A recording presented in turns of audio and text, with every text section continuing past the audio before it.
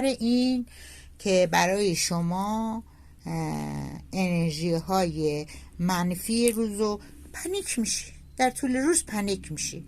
پنیک شدن همون دلشوره، استرس و استراب. ماشاءالله همه آگاهید، همه دانا.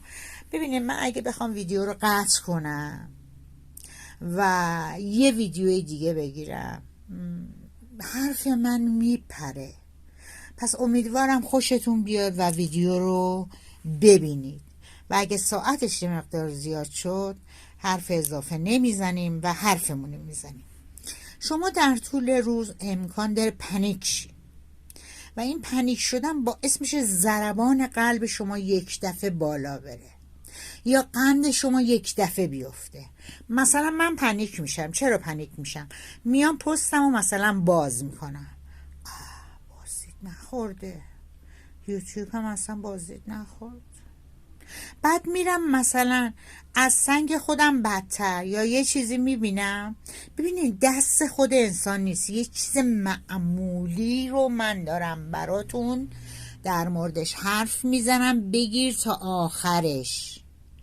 در مورد یه چیز من دوست دارم که اون آقا پسر یا دختر خانومی که چون ما تعداد کسایی که بازدیدامون رو میبینن خودتون میدونین، حتی سنشون، کشورشون، همه چیشون مشخص میشه.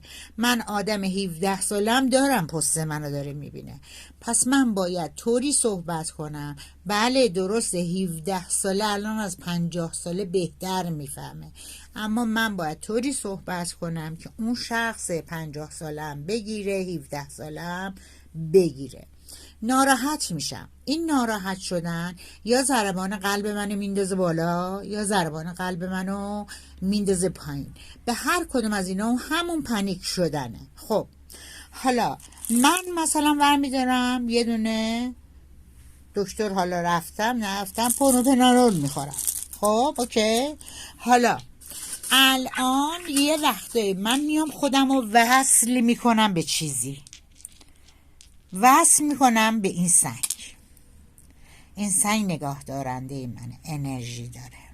حالا خودم یه کارایی روش کردم، بخور دودش دادم، باهاش صحبت کردم. یک چیزیه که من احساس میکنم انرژی داره.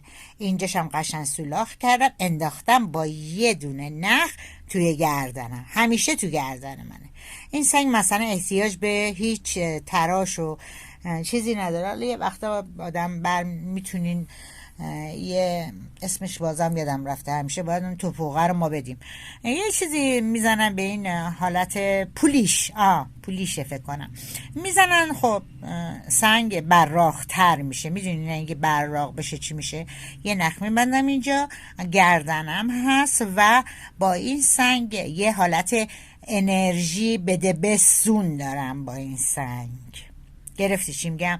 با شم میتونی بخور بدی، با عود میتونی بخور بدی. حالا این براتون یه چیزی نشه بخور دیگه چیه؟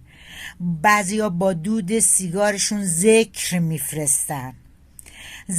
میفرستن، سوره توحید، همون قل هو الله احده، هم نه قل هو الله احد میخونن، های به این فوت میکنن با اون انگیزه‌ای که دارن. این حالا توی بحث دیگه اگر خواستید، اگر این دوست داشتید این رو من بازم براتون میگم. من تاله سنگم رو پاک کردم چون کار من همین بوده و گذاشتم کنار و اگر خواستید میتونید بگید، من این رو براتون باز هم شفافتر میکنم و بازترش میکنم تا اونجایی که میتونم. الان فعلا دارم تند حرف میزنم که از این یک بازدهی کامل شما داشته باشید و خوشتون بیاد. و دیگه این چیزی که به قول معروف گفتنی، نگاه کنید سنگو، سر خیسش میکنم کامل ترشه. خب راجب پنیک شدن بود. بله.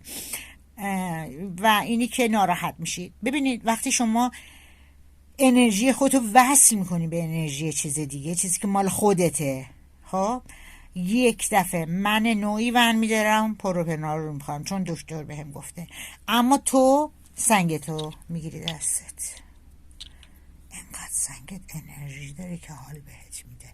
امتحان کن، ضرر نداری که. تو انقدر آگاهی، تو انقدر انرژی داری، تو انقدر ببین میتونی همون جور که یک درخت رو میکاری میای های بهش سر میزنی، آب بهش میدی، های داری بلند و بلندتر و بلندتر میشه. این بلند نمیشه، این بزرگ نمیشه، اما از تو مثل یک انرژی، مثل یک گو انرژی میگیره. گرفتی چی دارم میگم؟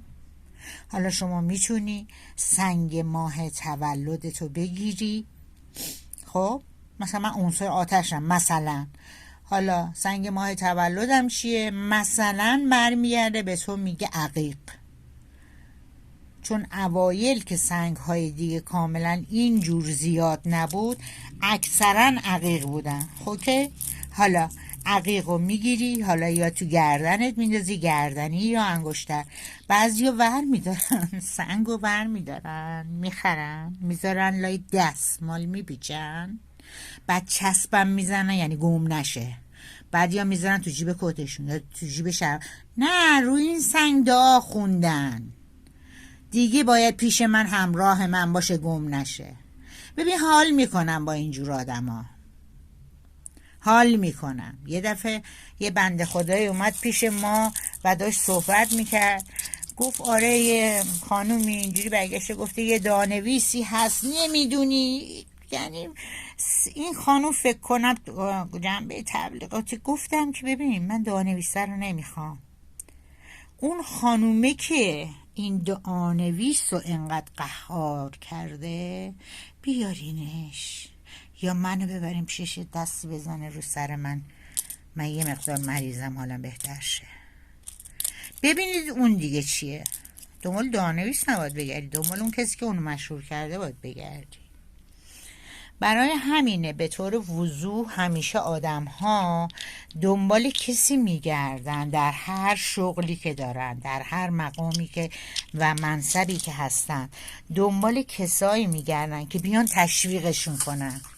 فقط کافیه یکی از اون تشویقگرا کارش درست باشه، اون یارو احتیاج به کسی دیگه نداره. حالا مبحث انرژی و سنگم به همین منواله. ببین من میخواستم راجع به انرژی سنگ باهاتون صحبت کنم. اگه کاملا به حرفای من گوش کنیم و بگیرید، من راجع به چند مبحث باهاتون صحبت کردم. به طور ناخودآگاه آمد به دل و زبان من و من باز کردم سفره دل را. امیدوارم گرفته باشین، خوشتون اومده باشه. از این که زیاد وقتتون رو گرفتم ازتون عذر میخوام، اما باور کنید حرف باید گفته شه، باید 5 دقیقه و 1 دقیقه و 3 دقیقه نمیشه صحبت کرد.